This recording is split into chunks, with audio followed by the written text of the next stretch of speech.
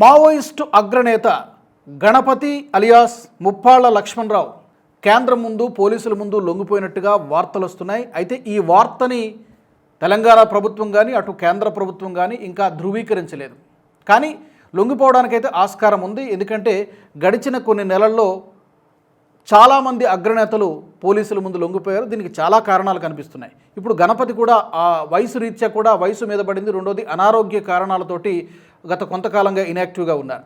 దీంతో గణపతి కూడా పోలీసుల ముందు లొంగిపోయారు. కాకపోతే ఇంకా అనౌన్స్ చేయలేదు. ఏదైనా సరైన టైం చూసి అనౌన్స్ చేసేటువంటి అవకాశం ఉందని వార్తలు వినబడుతూ ఉన్నాయి. ఈ వార్తకి బలం చేకూర్చడానికి కారణం ఏంటంటే తెలంగాణ డీజీపీ శివధర్ రెడ్డి ఆయన కూడా ఢిల్లీలో ఉన్నారు. అలాగే special intelligence bureau SIB chief Sumathi ఆమె కూడా ఢిల్లీలో ఉండడము ఈ వార్తలకు మరింత బలాన్ని చేకూరుస్తుంది. అలాగే దీంతోపాటు మనం చూసాం మార్చి 31 నాటికి ఈ దేశంలో మొత్తం ఈ నక్సలిజం అనేది లేకుండా చేస్తాం, పూర్తిగా నిర్మూలిస్తామని చెప్పి అమిత్ షా టార్గెట్ పెట్టుకున్నారు. దానికి అనుగుణంగానే చాలా ఫాస్ట్గా దాదాపు టాప్ లీడర్లు అందరూ కూడా చాలామంది లొంగిపోయారు. లొంగన వాళ్ళు అంతమయ్యారు. ఈ డెడ్ లైన్ కూడా దగ్గర పడుతూ ఉంది. బహుశా అది కూడా మరొక కారణం కావచ్చు. గణపతి అనారోగ్యం కూడా మరొక కారణం కావచ్చు. అలాగే కుటుంబ సభ్యుల నుంచి కూడా కొంత ఒత్తిడి వస్తుంది. అతను లొంగిపోతారో అతనికి ఏదైనా ఆశ్రయం కల్పించండి అని చెప్పి పోలీసులను ఆశ్రయించడము, దానికి అనుగుణంగా అతను ఇప్పటికే లొంగిపోయాడు. కాకపోతే ఇంకా అధికారికంగా ధృవీకరించలేదు అనేటువంటి వార్తలు వస్తున్నాయి.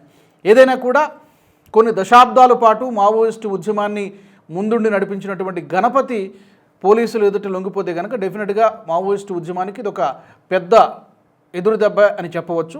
అతనిపైన చాలా కేసులు ఉన్నాయి. నిజానికి చెప్పాలంటే 4 దశాబ్దాలుగా ఆయన అజ్ఞాతంలోనే ఉన్నారు.